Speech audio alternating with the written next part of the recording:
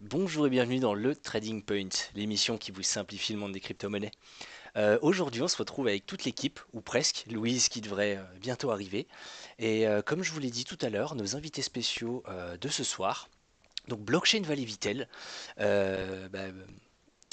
Thomas Léger, Anaïs Deutsch, donc, qui sont avec nous, Sébastien Puccio, et aussi du coup Baptiste Husson, qui est déjà dans l'émission depuis un petit moment. Et je laisse la parole du coup au président de l'association. Thomas, vas-y. Eh ben, bonsoir tout le monde. Merci encore de nous recevoir là sur ta radio, donc Quentin.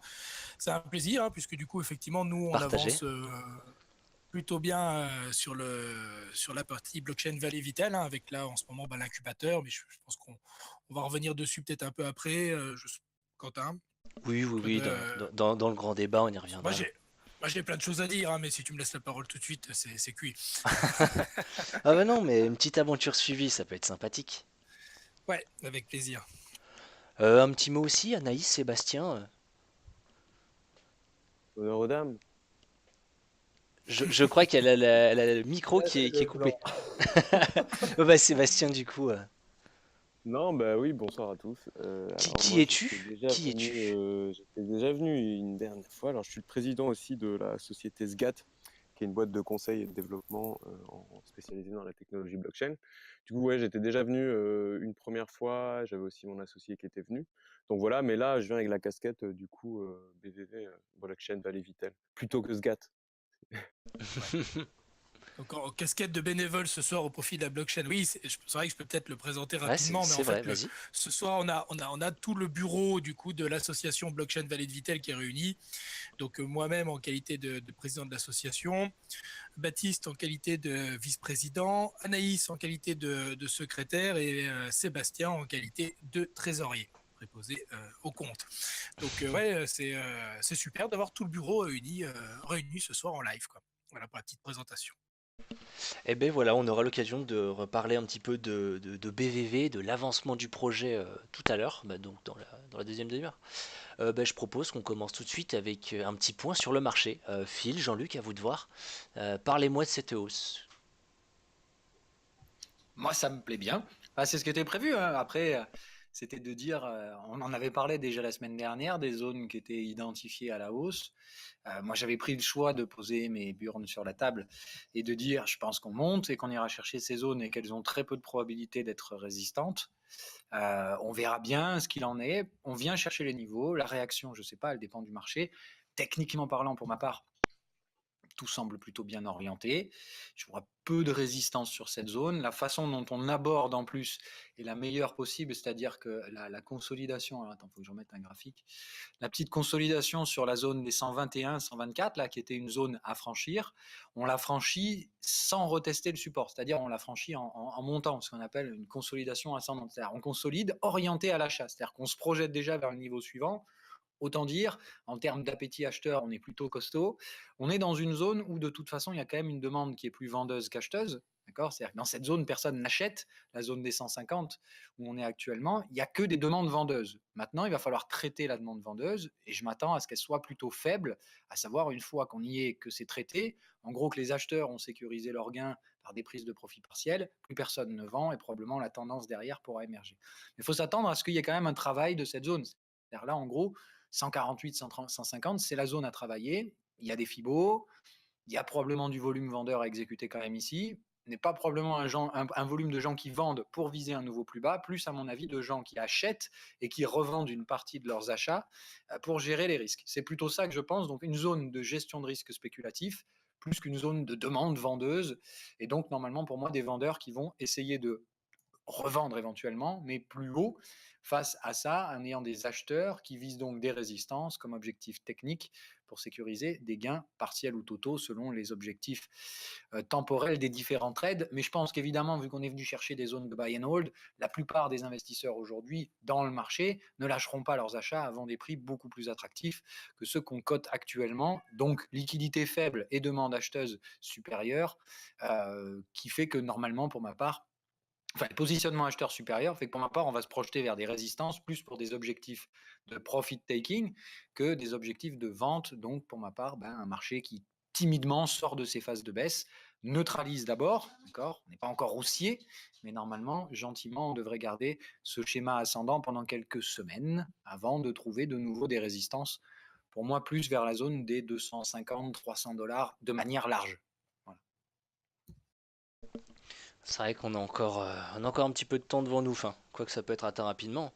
Les mouvements sont faits relativement brusques. Mm.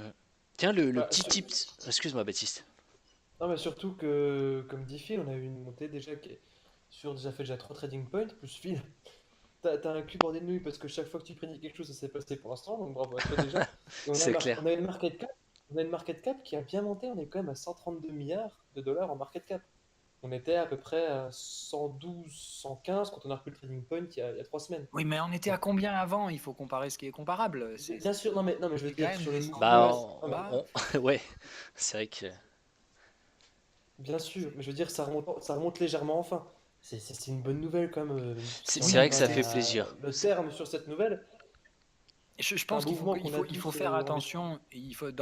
Avant d'interpréter tous ces trucs-là, type market cap et trucs du genre, il faut toujours prendre une chose en considération, c'est que il faut pas regarder les valeurs instantanées des prix, il faut regarder les valeurs moyennes. En général, on considère la valeur d'un actif financier à sa moyenne de 100 jours.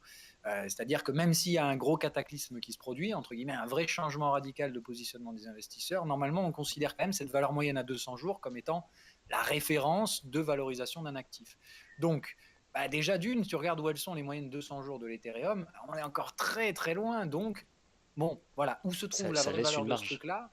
Je pense qu'on est sur des marchés quand même assez immatures sur l'Ethereum. On n'a pas tant de jours de cotation que ça, ce qui n'est pas le cas sur Bitcoin et tout ça, qui a un peu plus d'historique.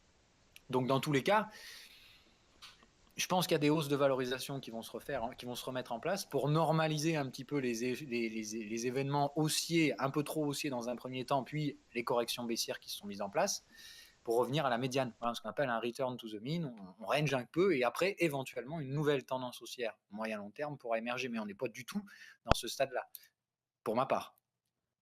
Donc toi, tu vois qu'en court moyen terme, on est encore en dessous des niveaux qu'on va atteindre sur Ethereum. Tu parlais de 250-300 dollars. Pourtant, on va les atteindre alors. Je vais simplement appliquer l'exercice que je te dis, hein.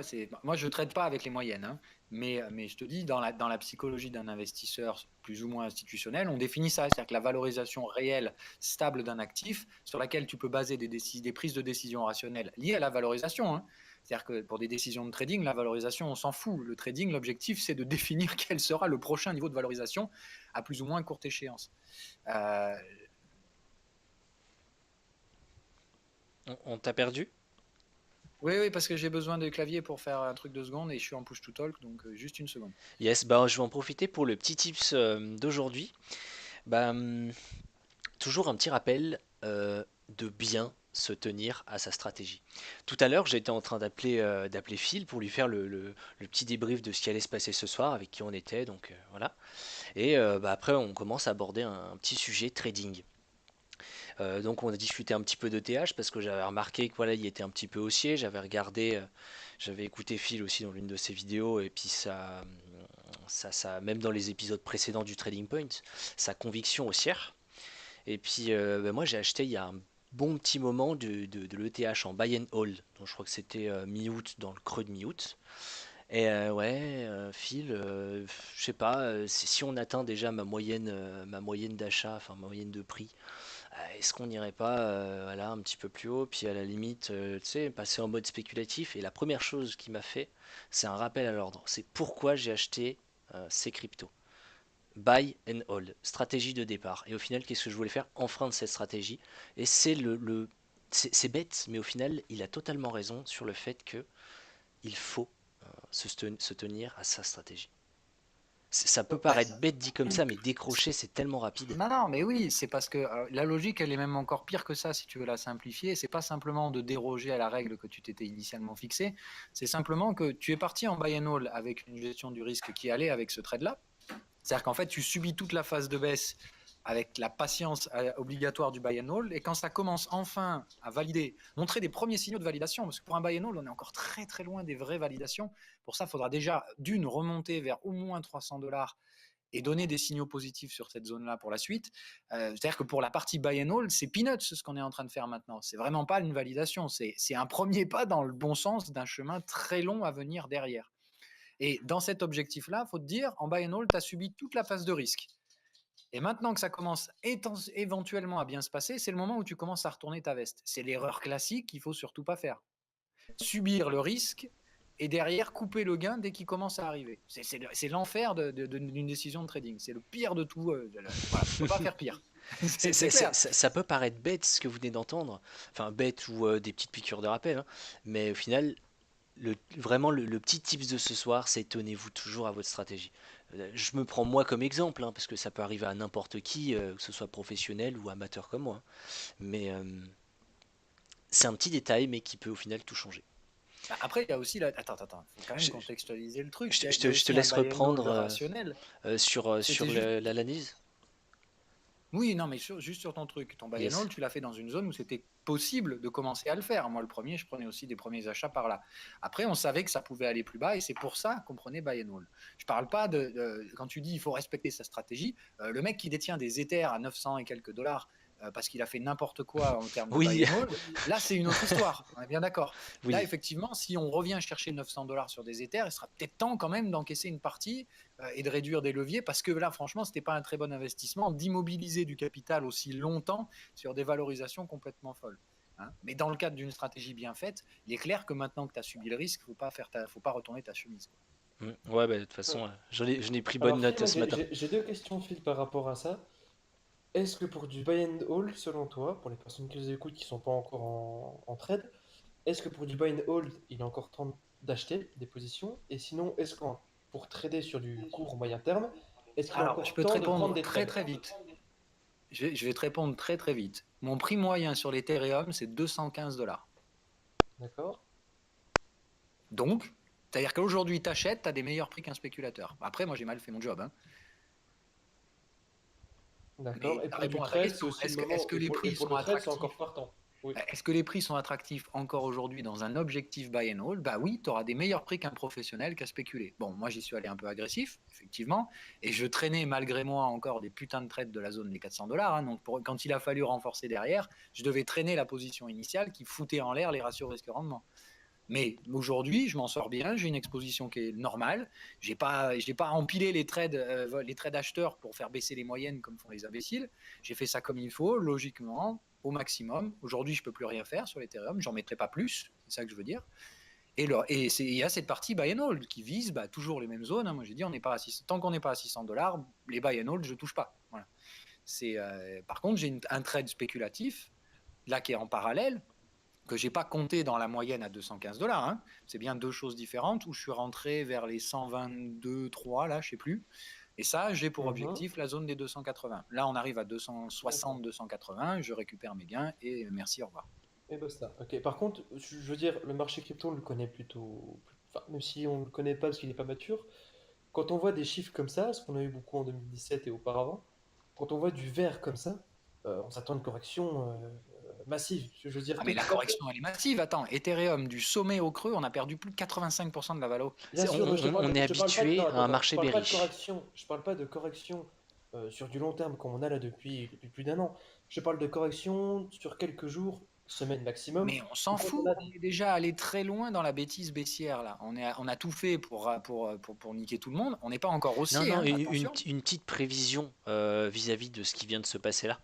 Je sais Ah, pas mais si, non, si ça ta va vision. changer. Il n'y a pas de raison. On est en flux haussier avec des creux et sommets, enfin avec des creux ascendants.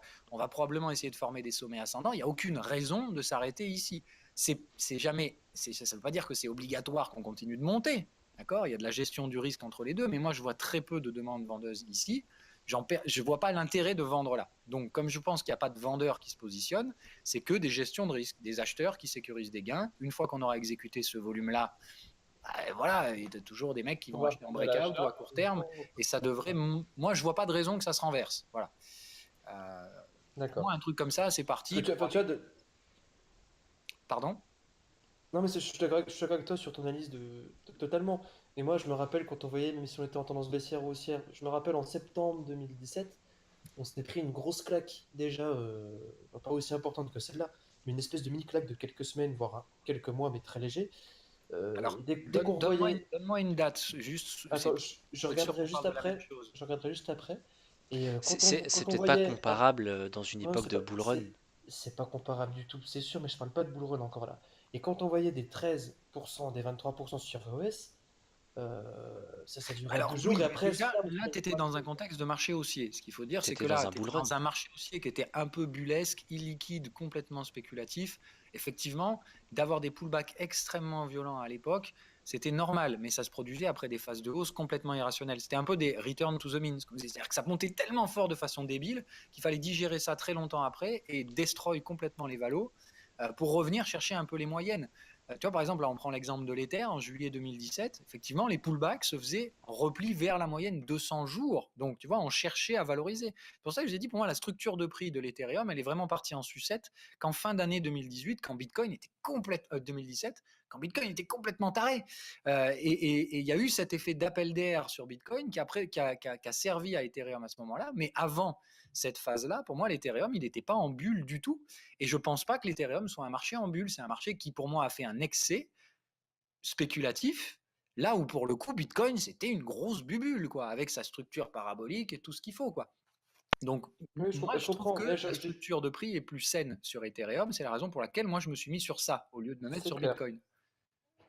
C'est clair. Là, j'ai les dates sous les yeux. Je parle du 1er septembre 2017, par exemple, OK. où là, l'Ethereum était passé à peu près 400 $. Oui, mais en partant Et d'un support, et il n'a même pas franchi une résistance à ce moment-là. oui, non, mais il était au plus haut à l'époque. C'était le plus haut de d'Ethereum en septembre 2017. Et après, le 16 septembre 2017, il est passé à 200 $. Donc, il a divisé par deux quasiment. Et après, il Oui, reprenait 15%, il reperdait 10, il reprenait 15%, il reperdait 10. Bah Et la après, question que j'ai, c'est est-ce qu'on va pas subir la même chose ah si, dans les c'est prochains jours? tout à fait possible. C'est pour ça que je te dis, moi, sur la partie spéculative, là, au jour d'aujourd'hui, je vois clairement pas plus loin que 280 et c'est une limite. C'est-à-dire que C'est je déjà récupère mes énorme. gains à 280 et si ça va plus haut, je veux même pas savoir pour la partie spéculative. C'est déjà un x2, tu te rends compte? Un x2 sans Oui, oui, prendre attends, 6, attends, attends, un x2 attends. sans prendre de quoi? Laisse-moi finir, laisse-moi finir. Regarde aussi d'où on partait à l'époque. C'est-à-dire que la dernière zone putain, je vais y arriver. consolidation. Consolidation forte de l'Ethereum avant ce gros palier à 300 $, c'était 46,50. Voilà, c'était Oui, vers c'est la zone vrai. des 50. Donc, en fait, la réalité, c'est que là, en termes de palier de valorisation, tu avais fait x6, mon petit. Donc, c'est autre chose. C'est pas juste x2. Voilà, c'est pas très grave, en fait, de passer de 100 à 300, puisque là, pour moi, on est dans une phase, donc, comme je te dis, de retour à la moyenne. La moyenne 200 jours, là, pour ça, je la mettais tout à l'heure sur le graphique. Déjà, je m'attendais à ce qu'elle soit beaucoup plus haut que ça, mais elle est à 186 et on va osciller autour. C'est-à-dire que je pense théoriquement que là, le but, c'est de faire un range où on va passer un peu au-dessus de la 200 jours, un peu en dessous. Alors, on devrait passer marginalement plus au-dessus, puisqu'il va falloir la réorienter à plat dans un premier temps, avant d'éventuellement la réorienter à la hausse. Donc, est-ce que les cracks sont finis? Je pense oui sur la phase de prix. Euh, et encore, là, mettre un stop loss sous les bottoms, ça me semble complètement con. Parce que en range, on peut sans problème te faire une grosse méchasse, aller te péter tout ce petit monde, et tu t'es fait stopper comme un imbécile. Donc pour moi, toujours pas de stop loss possible, ou alors sur des petits montants spéculatifs. Mais pour les parties buy and hold, les mecs qui visent 400, 600 $, si tu mets un stop aujourd'hui sous les bottoms, on n'est pas d'accord, quoi. Pour moi, ça colle pas en termes de prise de risque. D'accord. Et est-ce que on s'est un peu demandé la boule magique, mais je te demande pas de date précise, mais tu le vois quand, toi, le 280, 300 $? C'est en Impossible de te termes dire. d'échelle de. Pour moi, il faut déjà franchir la zone des 180, c'est-à-dire la résistance courante en daily. Là, on franchit des résistances 4 heures. C'est-à-dire que là, pour moi, le fait qu'on franchisse des résistances 4 heures, ça laisse à penser qu'on va se faire la même chose sur les daily, mais encore faut-il que ça se réalise. Déjà, il faut tenir la clôture daily ici ce soir. Il ne faut pas qu'il y ait un dump pour une raison X ou Y, et on n'en sait rien, jusqu'à preuve du contraire. Mais pour moi, si on tient la clôture daily en l'état, dans la zone où on est, proche des 150, je pense que théoriquement, le flux haussier va se poursuivre dans les prochains jours, sans nécessairement aller super loin. Je te rappelle qu'on a un volume à digérer. Cependant, je pense qu'on va digérer ce volume sans de grosses phases de consolidation. Ici, je m'attends à ce qu'on consolide entre guillemets à plat. Pas à la hausse comme on a fait dans la première phase de conso. Parce qu'en général, il y a une règle éliotiste qui dit qu'on fait pas on consolide jamais deux fois de la même façon. Donc là, on a fait la consolidation running flat, c'est-à-dire la consolidation à la hausse. Tu consolides en continuant de monter. Là, je pense qu'on va se taper une conso ici, flat ou légèrement correctrice vers, je sais pas, je dirais, pour moi, le support, c'est 140, quoi. Donc, je dirais, on peut faire mumuse et retracer jusqu'à 140, mais normalement, 140, 135, ça va repayer fortement. Et derrière, je pense, la dernière vague de hausse. Mais il faut déjà terminer celle-là, hein. Ça se trouve, celle-là, elle peut monter encore jusqu'à 160 sans problème. Voilà. Tant qu'on est dans le flux haussier, moi, là, je te dis, j'ai en 4 heures, je vais aller chercher, voir si j'ai des trucs exploitables. Je parle de technique. Moi, ici, franchement, aucun intérêt, quoi. Je pense que ça peut aller un peu plus haut. Quand même, on a touché. On a fait, moi, je sais pas, mais j'ai jusqu'à 152 et c'est vrai que par là, il y a quand même un petit quelque chose. C'est là qu'on commence à exécuter du volume, quoi. Moi, sur les mensuels, j'ai à peu près les mêmes points de résistance avec le pivot. Oula, mensuel, mais t'es loin là. Non, non, enfin, 4 heures c'est. mensuel, c'est. Non, non, Non, non, moi je non, dis non. en 4 heures, là il y a une zone où on va peut-être digérer un peu de volume. Mais Je normalement, te ça parle des devrait pas. pivots mensuels. Ah, ok, autant pour moi. Ouais, quand tu Et te mets. Non, ça bah, je crois reste qu'on a tapé mensuel quand dessus. même, ça reste une analyse beaucoup trop longue par rapport à ce qui se passe maintenant. Pour moi, si tu regardes du mensuel aujourd'hui pour faire ton analyse, bah, t'en as rien à foutre de la zone des 150. Pas intéressant, tu t'attendras au moins qu'on revienne à 300 et qu'on ait bien Non, non, marqué. non. En fait, pour avoir le pivot en mensuel, je suis obligé, sur TradingView, je suis obligé de me mettre en daily, en fait. Du coup, j'ai directement les pivots, mais qui s'étendent sur un mois. Quand je suis en Oui, daily, mais c'est dans ce toujours. cas-là, ça a encore moins d'importance. Si tu trades en daily ou même encore plus bas, regardez les pivots mensuels, mais ça sert à que dalle. C'est des niveaux autour desquels on va osciller. C'est-à-dire que tu peux pas Bah, utiliser le prix du non, pivot comme un là, hypothèque. on est sur le R1, donc 149, 150 à peu près. Oui, mais voilà, dans ce cas-là, il va falloir que tu le vois comme une grosse zone. C'est-à-dire qu'en fait, Ah c'est oui, pas ben c'est 149, exactement ça. 150. Il va falloir que tu dises plutôt 165, 125, quoi. Ah non, mais Parce que là, c'est j'ai pas dit le contraire. Je sais qu'une OK. résistance ou un support est une zone. Dans ce cas-là. Et- Oui, c'est une zone où effectivement, ici, pour moi, on devrait trouver plus de demandes vendeuses avant d'installer et d'instiguer une tendance haussière. Maintenant, si ça doit échouer ici et recasser des supports, moi, je couperai des trades spéculatifs. Pour moi, là, on ne doit plus retourner vers la zone des 100, on y a passé suffisamment de temps, on a formé un creux puissant, on revient chercher des résistances avec un flux haussier. Je m'étonnerais qu'on n'arrive pas à déborder les 170 et aller chercher au moins 240, puis éventuellement jusqu'à 280 sur un excès un peu FOMO débile, quoi. C'est-à-dire que ce que je disais, 280, moi, c'est la limite. C'est le prix où maxi on va et je ne cherche pas à comprendre. Ici, j'ai des ordres dans le marché pour revendre mes trades spéculatifs. Et après, je gère mon risque. Quand on va se rapprocher de la zone 220, 240, je vais surveiller les signaux et je commencerai à sortir les Fil. positions en fonction des signaux. Ce que je peux te proposer à la limite, c'est dans l'épisode de la semaine prochaine que tu nous parles un peu, avec ta définition bien sûr, ce que tu appelles risque, La gestion du risque. ouais, la gestion du risque, mince, j'ai Oui, oublié ce oui. que tu dis, Ça veut tout et le rien risque dire parce rendement. que, en fait, gérer ses risques, c'est trader. On pourra en parler du coup la semaine prochaine, je pense que ce sera Ah oui, le petit tips de la semaine prochaine. Alors ok, moi, on fait ça. juste une question par rapport à Phil. Quand tu parles de la clôture de ce soir, tu te bases à quel temps? Tu te Alors, les bases sur le clôtures temps daily américain? se font Une à heure du 1 heure mat, une heure du sur mat les chez nous. marchés généraux. Après, faut pas, voilà, c'est comme ça, c'est comme ça. C'est un standard qui a été mis en place. Et c'est surtout de te dire, les clôtures daily, elles ont un intérêt, pas parce que c'est des clôtures daily, pas parce qu'elles se produisent à 1 heure du matin au lieu de 2 heures. Ça aurait pu être à 1 h 15 du matin, on s'en foutait. C'est juste que les gens regardent ces choses-là. Les indicateurs calculent par rapport aux clôtures, donc elles ont une importance. C'est juste ça en fait. L'importance des clôtures, c'est pas une importance vraiment redoutable et précise. C'est juste parce que tout le monde regarde ça et que tu dois faire comme tout le monde. Alors sincèrement, là j'ai envie de te contredire un petit peu. Ah, Sur les marchés crypto, et tu regarderas, il y a énormément de mouvements qui se font au niveau de la clôture, mais c'est incroyable. C'était à l'époque du bull run où il y avait beaucoup plus de liquidité et de volume, hein. Voilà, remettre en contexte. Euh, je me souviens, parce que du coup, il y avait l'heure de décalage, parce que bon, l'heure française, bien sûr, il faut qu'elle soit différente des autres. Donc il était quasiment 2 heures du matin, heure locale Paris, hein, 2 heures du matin, et là d'un coup, boum, et tu vois du coup le marché coréen, enfin le marché asiatique en règle générale, parce que le coréen c'est vrai qui représentait une grosse majorité, mais tout le marché asiatique qui, entre guillemets, se réveille, et là d'un coup tu vois un mouvement. C'est soit ça part au nord, soit ça part au sud, là boum, ça explose. Mais la oui, mais clôture dans le ça marché des cryptos, c'est lié à c'est des ultra afflux, réactif. c'est lié à des flux de liquidité. Parce qu'aujourd'hui, le marché est beaucoup plus robotisé. C'est ce qui lui a amené justement je pense, un peu plus j'allais dire stabilité, mais c'est un peu, c'est un peu se foutre de la gueule du monde.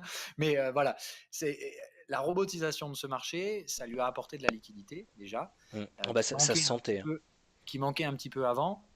Et ça lui a amené aussi un aspect encore spéculatif, mais différent. C'est-à-dire que maintenant, au lieu que ce soit des neuneux qui connaissent rien au trading, qui achètent un truc pour le revendre plus cher pensant devenir riche, aujourd'hui, tu as ces gens-là qui sont toujours là, mais qui font face à des systèmes robotisés qui sont là pour optimiser les valorisations et qui sont là aussi, pour certains, pour corriger ce genre d'écart. Tu as des robots qui sont là pour détecter des positionnements irrationnels et trader contre ça. Hein.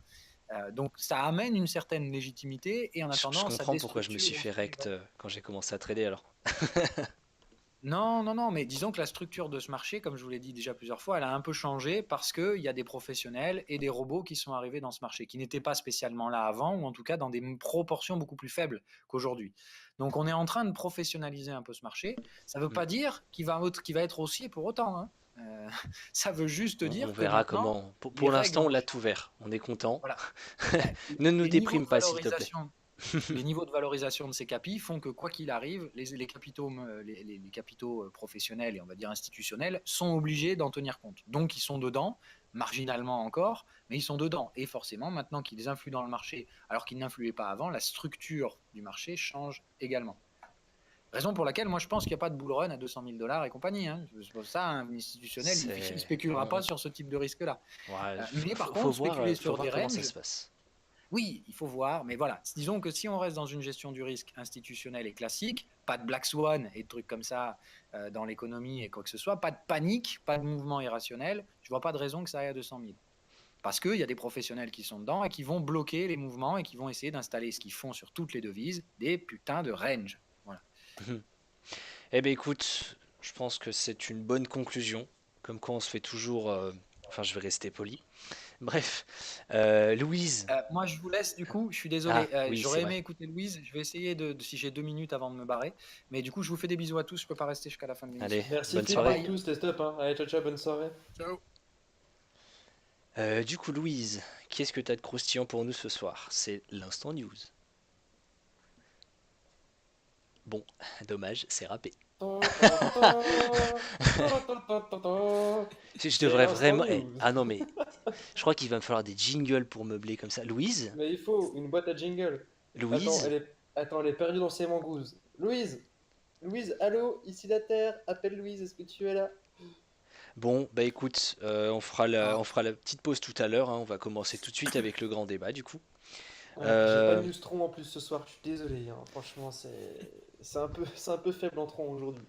oui, enfin, heureusement. Ah, attends, elle m'envoie un message. Ah, bah écoute, déconnecte et reconnecte-toi, Louise. Enfin, redémarre ton PC. C'était souvent ça le souci. Et oui, c'est les aléas Bon, du direct. Merci beaucoup à tous. et ce Euh, sont On des dit en personnes cas qui de sont dans doute, la blockchain. reboot. Ce sont des personnes qui sont dans la tech. ah bah C'est rassurant quand même. le reboot, c'est pas la meilleure chose qu'on a inventée. Ah, Enfin mais c'est ce qu'on bref. dit toujours. En cas de doute, reboot. Ben, je propose qu'on passe tout de suite à BVV, qu'on fasse parler un petit peu nos invités. Ben, où est-ce qu'on en est à la blockchain Vallée de Vitel? Qu'est-ce qui se passe? Qu'est-ce qui se construit? Qu'est-ce que des projets de start-up? Dis-moi tout. Enfin, dis-nous tout, pardon. Eh ben, écoute, ouais, je pense qu'on va faire un petit point déjà sur la partie incubateur, hein, puisqu'on y est, nous, là, depuis quoi? Depuis une quinzaine de jours. Alors, on est posé dans l'un des nombreux bureaux, en tout cas du plateau BVV là, qu'on a à disposition. Donc, les travaux sont en cours. Hein. Alors, c'est assez terre à terre, ça pourra faire rire certains. Donc, là, en ce moment, enfin, les prestataires, les sociétés qui travaillent notamment sur les blocs sanitaires, sur le cassage de cloisons. Là, ça a été fini cette semaine pour la création de l'open space. On attend la commande de la cuisine intégrée, la partie salle de bain avec les deux salles de bain, les volumes pour les deux salles de bain ont été définis. Je pense qu'ils vont bientôt poser les receveurs de douche avec tout ce qui va derrière. Et puis, là, je pense que la partie open space va être vraiment, vraiment sympa. Hein. On a fait casser des cloisons par endroits J'ai pour entendu obtenir du dire, volume. j'ai Ouais, entendu ouais, dire qu'il y aurait franchement, même des bornes de jeux vidéo, c'est ça? oui, ouais, ouais.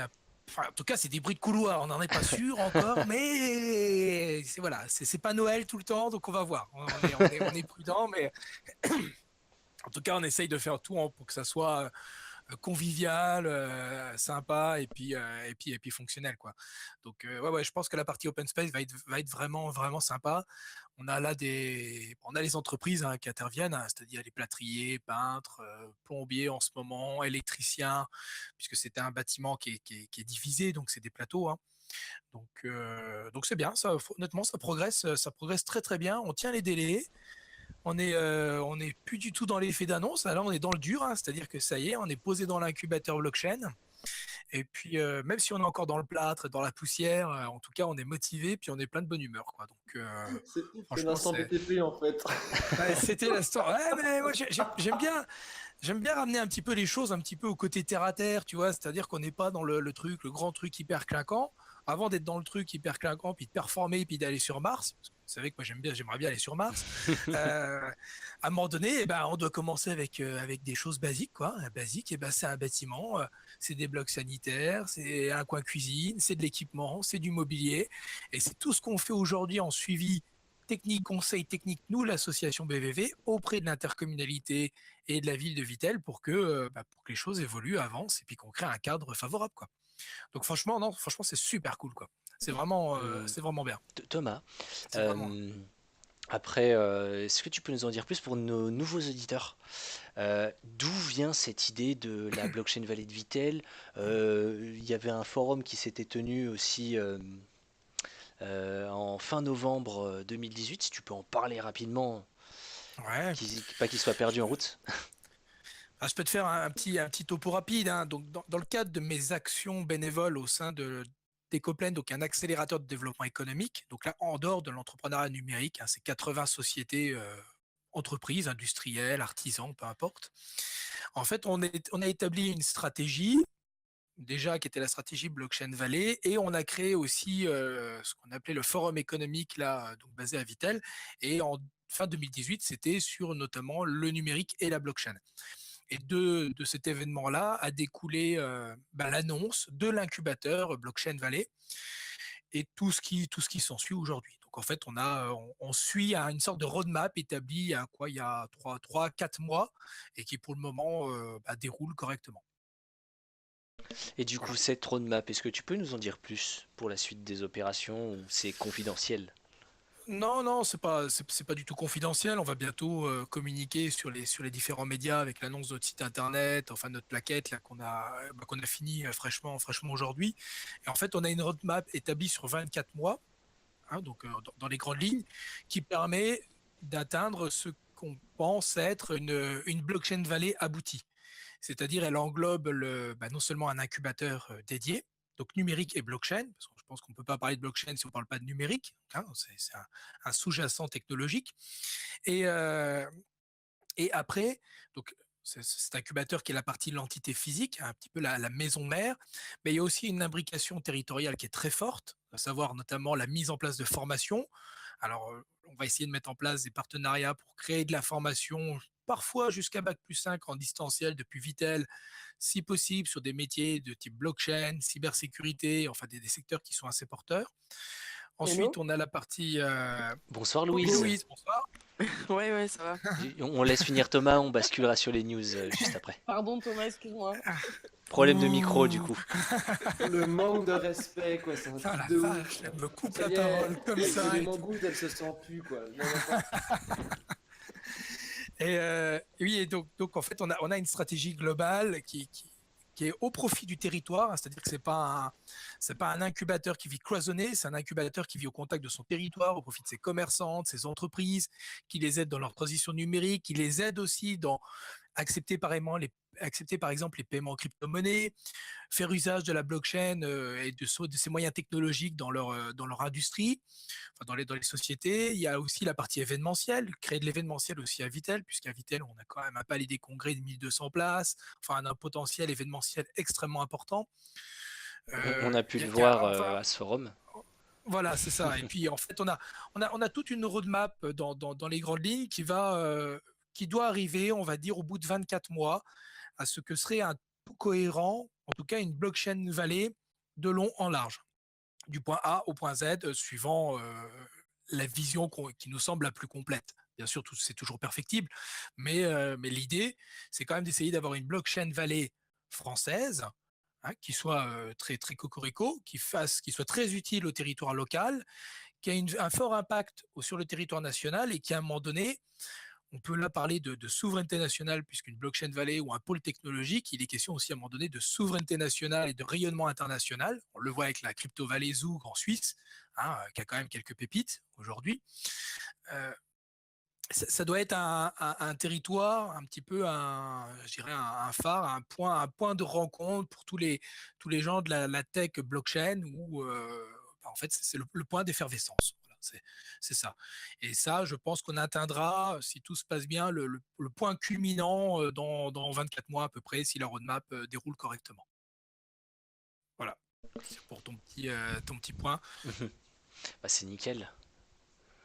C'est nickel. C'est vrai que alors c'est quand même très ambitieux puisque en fait, initialement, ça paraissait pas du tout naturel de le faire sur une ville comme Vittel, hein, sur une petite commune en tout cas, ou dans un secteur dit rural, enfin, en tout cas rural en comparaison de Paris ou de grosses agglomérations. Mais en fait, c'est quelque part, c'est pas évident, mais c'est tout à fait logique.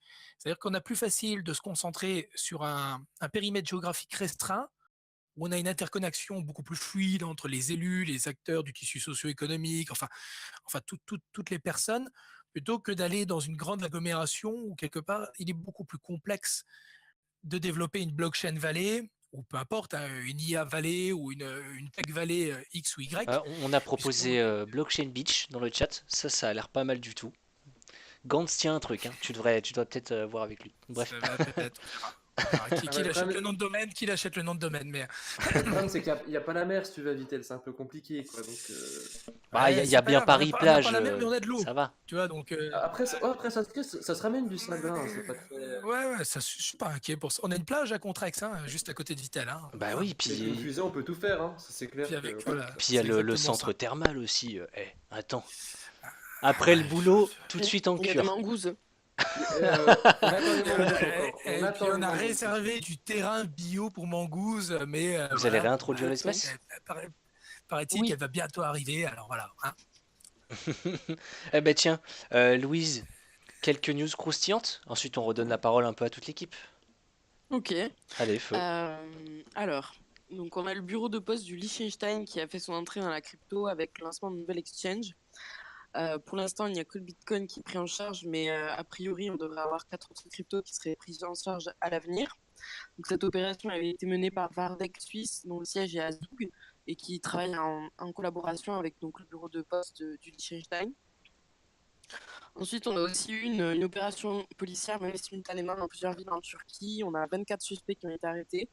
Cela faisait suite à une plainte qui avait été déposée par une compagnie de crypto-monnaies située à Istanbul qui s'était fait voler l'équivalent de 13 millions de Turkish lira en crypto. Et donc, c'est l'Istanbul Cybercrime Branch Office qui a mené cette opération. Le crime ne paye Ensuite, pas. oui, voilà, exactement. Sinon, on a une interview. Je sais que d'habitude, je parle plutôt d'infos, mais là, je trouve que l'interview est assez intéressante sur le journal du Coin, qui retrace en fait tout le parcours de la personne qui dirige actuellement la Binance Blockchain Charity Foundation. Et donc, on revient un peu sur son parcours en Europe et puis en Afrique et ses liens avec Binance. Je vais poster cette interview en fait sur le groupe du Trading Point. Je trouve que c'est assez intéressant pour comprendre un peu ce que va devenir Blockchain Charity Foundation, Et en deux mots, Binance Blockchain Charity Foundation. Mais en fait, j'en avais parlé dans une chronique il y a quelques mois quand ils avaient fait leur discours à l'ONU.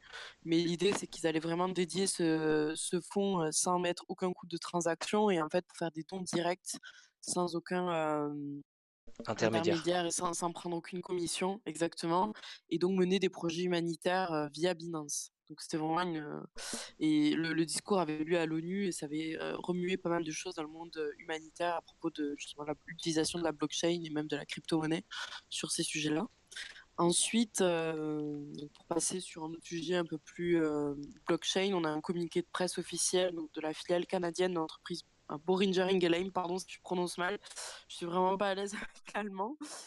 Donc un géant pharmaceutique allemand qui a annoncé collaborer avec IBM Canada et qui va utiliser donc sa plateforme blockchain dans le but d'améliorer la traçabilité des essais cliniques. Donc eux, ils ont parlé de renforcer la confiance et la transparence et du coup d'utiliser la blockchain pour ça.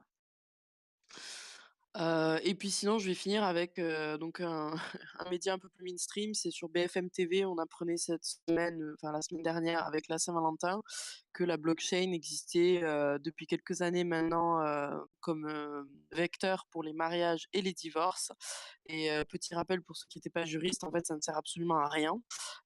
C'était juste, en fait, une technique marketing pour plusieurs startups, mais finalement, en fait, la blockchain, pour le moment, n'apporte rien. C'est-à-dire qu'on peut juste, y enregistrer, un mariage, mais en fait, le smart contract, n'amène pas d'effet juridique reconnu par le système, juridique français actuellement. Eh ben Voilà. écoute, merci BFM TV, hein, toujours aussi inutile que d'habitude. Exactement. C'était l'info funky de BFM TV pour la Allez, Saint-Valentin, parler de divorce. Voilà. toujours bien propre. Enfin bref, eh ben écoute, au top Louise. Moi, je veux juste Ouais. revenir sur Oui. la Binance Charity Foundation. Ah, pareil Ouais. aussi, une petite question, Parce que, tiens. parce que moi, c'est pas une question, c'est une remarque. Moi, j'avais Oui. été impressionné par cette nouvelle. Et je crois qu'on a déjà parlé, Louise, ensemble, il n'y a pas Oui, si oui, oui. longtemps que ça. Et j'avais vu un article Medium qui était sorti, Oui, je l'ai vu le jour même. Et l'article Medium parlait de fonds alloués et en fait qu'une partie des frais des fees sur Binance serait utilisée pour cette charité. Notamment exactement. que tout l'argent des ICO qui étaient listés sur Binance serait utilisé pour la fondation. Mais Ouais, l'article Medium a été supprimé quelques jours après. Donc moi, ça m'a un peu ouais. étonné. Et justement, j'aimerais avoir un peu si tu avais des infos par rapport à ça, si c'est toujours au goût du jour, ou s'ils sont Euh, encore en discussion par rapport à tous ces métriques d'argent et des fonds utilisés par rapport à ça. à mon avis, ils ont retourné leur veste pour les ICO. Après, enfin, c'est juste un avis personnel, hein, puisque en fait, je n'ai pas de source à ce sujet-là. Mais à mon avis, enfin, j'ai pas vu d'autres informations qui corroboraient le fait qu'ils allaient reverser quelque chose des ICO. Par contre, dans le monde humanitaire, il y a eu plein de rapports dont j'ai pris connaissance de grands organismes, enfin, d'OIG, ONG, qui reprenaient le potentiel de la blockchain, de la crypto-monnaie, mais il y a eu aucune annonce officielle comme quoi en fait ils allaient s'associer avec ce charity, enfin ce Binance Charity Fund. Donc a priori, on se dirigerait plutôt pour le moment, j'émets des réserves, sur le fait qu'ils soient seuls à tout prendre en charge et qu'ils soient un peu en cavalier seuls. Mais pour le moment, ils n'ont pas offert un service qui a été accepté par l'ONU. Il y a d'autres startups qui veulent faire ça et qui sont d'ailleurs, enfin, qui étaient hébergées chez Consensus. Je ne sais pas si c'est toujours le cas, mais en tout cas, en ce qui concerne Binance, il n'y a pas eu de publication comme quoi ils avaient un partenariat avec la Croix-Rouge ou l'ONU sur la question. Ils étaient hébergés à Consensus France, tu sais, ou quel Consensus? En fait, il y a il y a une des startups et j'en avais identifié 3. Donc ça aussi, je pourrais retrouver et poster sur le Facebook parce que là, je l'ai pas sous les yeux, je vais pas dire de bêtises. Mais il y en avait une qui était effectivement hébergée, il me semble, au sein de Consensus. Je vais pas dire de bêtises, donc je vais revérifier quand même avant de confirmer ça et puis je vais poster ça sur le groupe Facebook. Mais quand je parlais de l'intérêt de l'interview sur le journal du Coin, c'est que on retrace en fait le parcours de Hélène Hai. On se rend compte elle était proche, enfin sa famille était proche du dirigeant en fait de Binance et en fait on se rend compte aussi que elle a vraiment un cursus très finance en Europe, qu'elle a aussi beaucoup travaillé au niveau industriel et création d'emplois en Afrique. Donc du coup on peut se demander quelle utilité va être dirigé le fonds de Binance, puisque finalement, pour le moment, on ne sait pas s'ils vont travailler avec des organisations qui existent déjà. Donc, a priori, c'est quand même très proche on va dire, la stratégie économique chinoise. Donc, je trouve que c'est très intéressant, en fait, de se rendre compte de ça. Ça pourrait porter sur un vrai dossier d'étude, une émission spéciale investigation du Trading Point. Les coulisses de Oui. Binance. Ben, en fait, le dernier paragraphe, je trouve, est assez illustratif dans le sens là où clairement on se rend compte qu'il y a une convergence entre les intérêts économiques chinois en Afrique et ce que fait Binance. Donc là, ils parlent de leur premier centre d'échange fiat crypto en Ouganda qu'ils ont ouvert après avoir rencontré le président ougandais. Enfin, je trouve que ça en dit clairement beaucoup sur le sens de tout ça. Quand tu parles de stratégie économique chinoise, t'entends par exemple s'approprier les mines, un exemple un peu cliché mais qui est beaucoup ressorti, enfin s'approprier, non acheter, pardon, les concessions, les mines de cobalt. Alors C'est moi, je ça vais pas ou... aller sur des sujets aussi touchy. Euh, Non, je non, vais après mettre mon c'est devoir de juste... réserve. Mais par contre, je vais être un peu plus global et dire qu'en fait, ça représente, ça, à mon avis, fait partie d'une stratégie, on va dire, un peu plus élargie. C'est-à-dire Global. qu'on sait, c'est pas un secret, Mm. ouais, voilà, que la Chine investit énormément en Afrique, il crée des emplois, il y a même du soft power, il crée des films là-bas pour justement symboliser le pouvoir chinois et par opposition, on va dire, à d'autres images occidentales comme les États-Unis ou Ah non, l'Europe. mais je Donc, ne gratifie pas la monarchie des US, hein. non, non, mais ce que je veux dire, c'est qu'en fait, ils ont une stratégie vraiment de vouloir se différencier en Afrique de l'image qu'ont les autres acteurs occidentaux, enfin, qu'avaient les acteurs occidentaux jusque-là. Ils créent des emplois. Bon, après, il y a évidemment des intérêts, on va dire, stratégiques en termes de ressources énergétiques, mais il n'y a pas que ça, en fait. Ils vont créer des industries, ils vont faire du soft power, ils vont faire un film. Enfin, je veux dire, c'est très large. Et du coup, le fait qu'ils aillent voir le président ougandais en parlant de qu'est-ce que la blockchain et qu'est-ce que l'argent, et qu'en plus ils disent ça sur une interview sur le journal du coin, c'est dire qu'ils n'ont rien à cacher. Je trouve ça assez intéressant. Après, c'est Bah, mon avis. ça On monte. parle toujours de Binance après. C'est vrai que c'est parti un petit peu plus loin que prévu. Eh Non, ben non, Ça mais écoute, part en non, débat sur Binance. non, parce Je que n'assumerai sache, pas je sais cette pas. responsabilité. Non, non, non, mais sache que moi, Binance, c'est assez drôle parce qu'ils ont fait il y a pas très longtemps. Je sais pas si tu te rappelles, on est participé avec David qui est déjà venu plusieurs fois. Ouais. Ils avaient fait un concours où ils demandaient à toute personne sur toute la Terre Mhm. de participer à des concours pour faire des vidéos tuto. Ok. Et c'était super sympa parce qu'en fait, bon, c'est un peu du travail caché, entre guillemets. Ouais. On n'arrivait pas à gagner, mais tout le monde avait un petit lot de réconfort. Et en fait, c'était vraiment aussi une volonté pour eux de montrer qu'ils écoutaient la communauté et que la communauté était importante pour eux. Donc ça va un peu dans le sens aussi de la fondation. Après, est-ce que c'est Mm. de la fausse, comment dire, du faux bénévolat et de la fausse sympathie bah, pour justement dans avoir tous une les belle image cas, de marque? Mais comme tu dis, dans tous les cas, je me permets d'avancer peut-être ta phrase, dans tous les cas, même si c'est pour faire de la com, si ça fait du bien pour d'autres personnes et pour les associations, tant mieux, quoi. Tant mieux. Exactement. Mais là, en Baptiste, fait, ce qui est assez précis, c'est que c'est pas justement pour d'autres associations, en tout cas pour le moment, c'est eux qui ont la main sur leur projet. Donc, ils vont pouvoir publier et investir dans ce qu'ils veulent, enfin, dans leurs intérêts, quoi.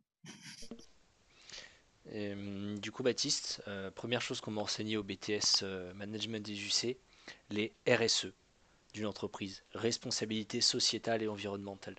Si c'est une entreprise, elle a pour responsabilité, non juridique bien sûr, mais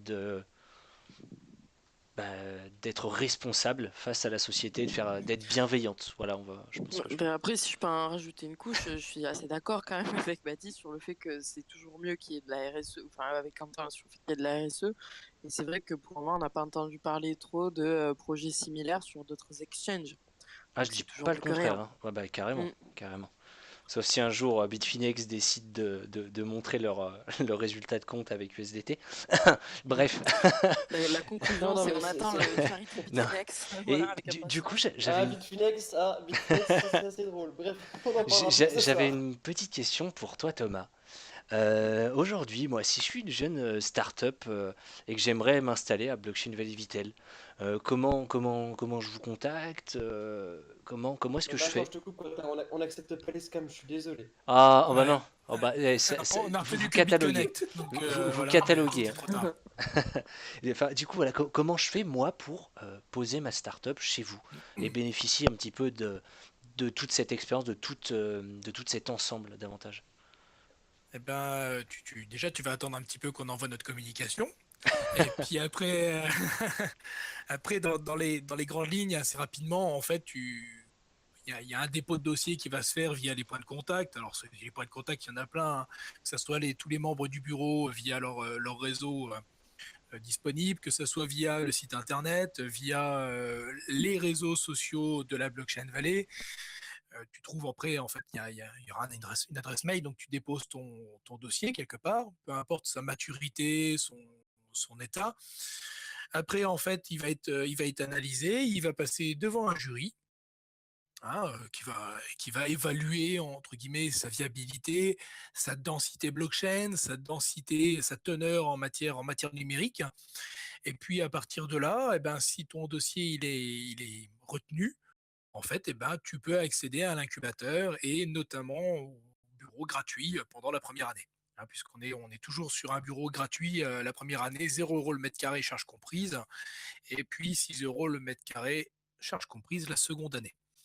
Donc Ce qui est déjà voilà, pas mal en soi quand même. Ah bah oui, Pas mal, c'est léger, mais par rapport aux C'est léger le incubateurs. petit jeu de mots, euh, excellent.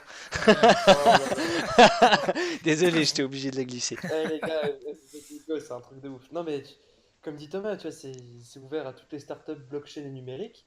mm, Donc là, on a reçu pas mal de lettres d'intention, de déclaration d'intention par rapport à l'incubateur. Et bon après, vu qu'on est encore en développement et que je pense, Thomas, tu me corriges si je me trompe, l'incubateur sera vraiment fini normalement fin Q1. Donc à partir de fin mars, le mm, bâtiment sera vraiment officiellement ouvert, accessible au public et aux startups. Donc là, on est voilà. en train d'étudier des dossiers pour les startups qui veulent venir. Et donc, effectivement, ça va être intéressant pour toutes les boîtes qui veulent avoir des locaux. Profiter d'un cadre quand même exceptionnel. Enfin, moi, je peux parler aussi en mon nom. Moi, j'étais de Paris depuis pas très longtemps et c'est quand même une grosse ville. Et arrivé à Vittel, le cadre est incroyable. C'est calme, les gens sont souriants, agréables. Il y a pas mal aussi de commodités. Et le cadre est quand même exceptionnel. On a les thermes à côté, c'est vert, il y a des parcs. Tout est fait pour s'épanouir en startup. Puis aussi, quand même, un écosystème comment dire, industriel assez fort avec Nestlé, avec IBM qui est pas très loin, qui a quand même des connexions assez proches. Donc, Mm. avec Vittel. Donc, il y a quand même un cadre assez prospère et propice à un incubateur à Vittel. Ouais, ouais, bah la qualité de vie est clairement au rendez-vous. Là-dessus, je dirais quelque part qu'on est quasiment imbattable, hein. Voilà, un côté un peu chauvin. Mais oui, oui, là, en ce moment, on est plus dans la collecte déjà de ceux qui ont eu vent de cette démarche-là, donc de la collecte des intentions, de l'intérêt pour l'incubateur. Et ça va s'officialiser, oui, effectivement, fin du premier trimestre. Et puis ça va dérouler, quoi. Bah, en espérant que ça avance bien d'ici là. J'espère que tes sanitaires seront bien installés, bien posés. C'est très important. Et ils Non, seront mais jolis, il faut savoir qu'on est consulté quand même. Quand même, hein. Faut quand même savoir, pour la petite parenthèse, qu'on est consulté à savoir est-ce qu'on préfère des WC suspendus, est-ce qu'on préfère tel type de meuble, est-ce qu'on ouh, préfère. On a attention. choisi le parquet. On a choisi le parquet pour l'open space, par exemple. Hein, c'est quand même. Il y a quand même un niveau de Est-ce qu'il y a confiance. une cheminée? Une Et- petite cheminée en plein milieu de la salle? non, il n'y a pas de cheminée, non. Ah ben, il faudra que Hein, t'en aies une qui soit non, mais bon, installée. ça, tu pourras peut-être mettre un fond d'écran cheminée HD disponible sur Netflix sur l'écran en 220 cm qu'on aura collé au mur. Voilà. Placement produit! Je me permets juste une petite aparté. Sachez que nous avons l'honneur enfin d'avoir Monsieur Crypto qui est parmi nous ce soir. Donc Fredou, si tu nous écoutes, un Ah grand bah coucou à toi. perfect. Lui qui nous a snobé pas mal de temps et qui disait ouais c'est quand votre radio etc. Ben voilà maintenant tu es là et tu sais que tu es le bienvenu à venir nous rejoindre.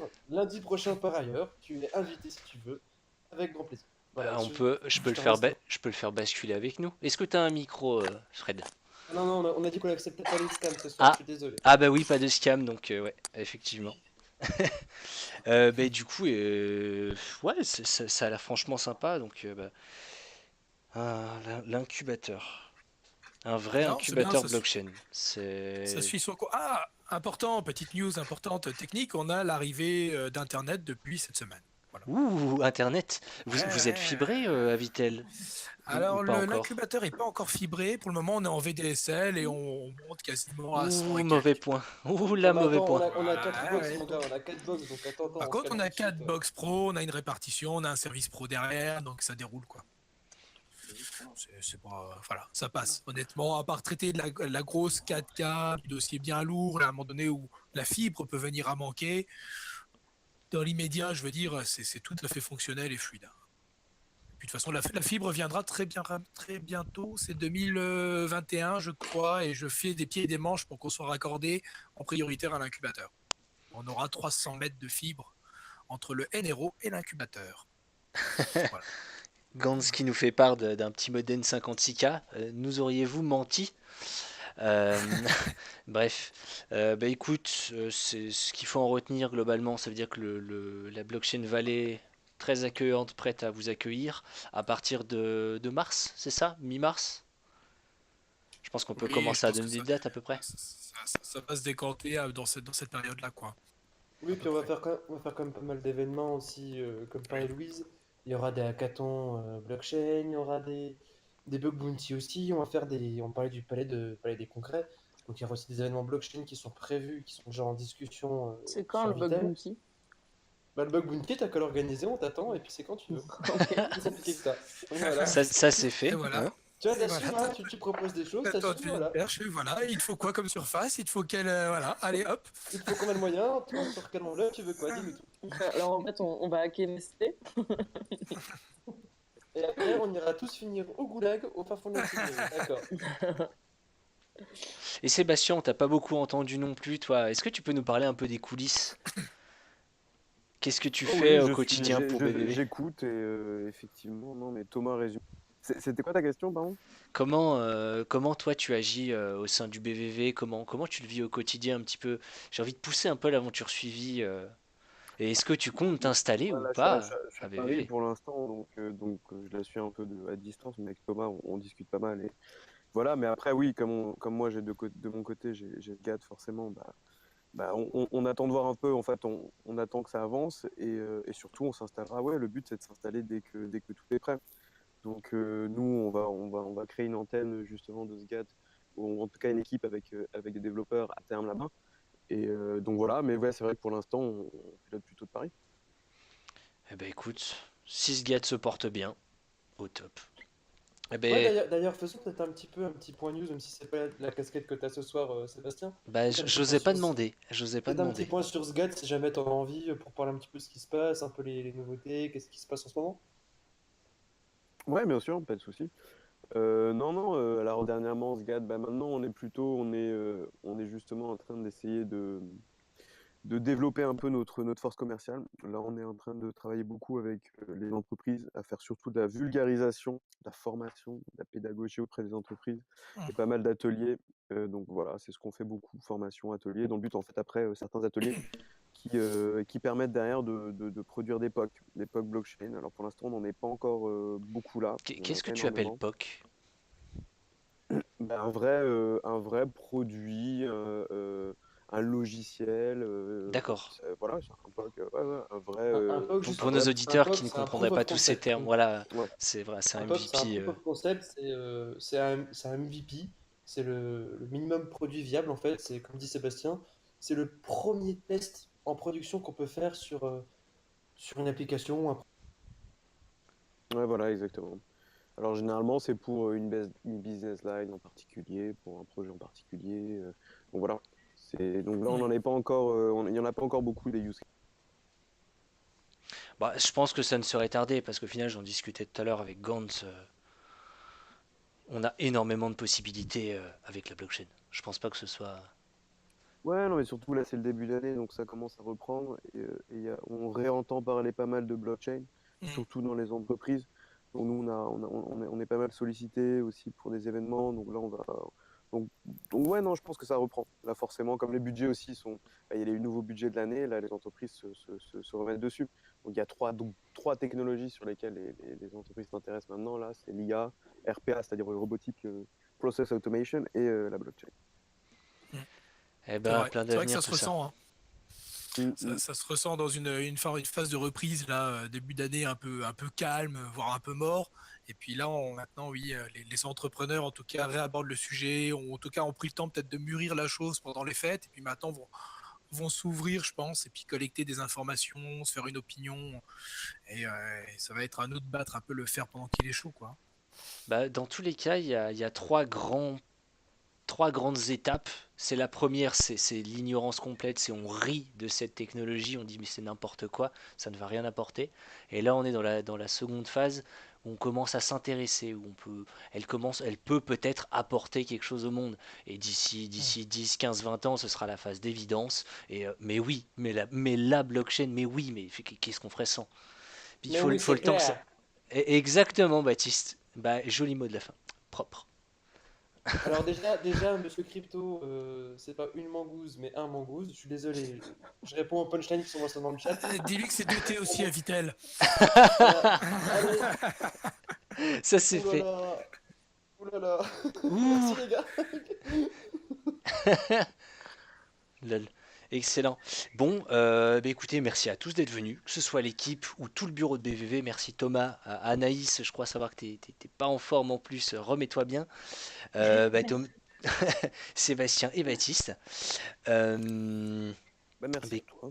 Eh ben, Ouais, c'était merci à toi. un vrai plaisir. Et puis, tous les jours, le Trading Point hein, à 21h. Je pense qu'on se retrouvera d'ici peut-être l'ouverture de Blockchain Valley Vitel. Je sais pas ce que vous en pensez.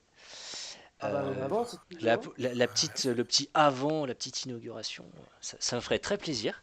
Du coup, voilà, retrouvez-nous dans le Trading Point la semaine prochaine, lundi, toujours à 21h, à 20h30, si jamais, pour discuter avec nous sur Discord. Bon, bonne soirée à tous. Bonne soirée. Ciao, ciao, bisous. Bonne soirée. Bonne Ciao, ciao. soirée.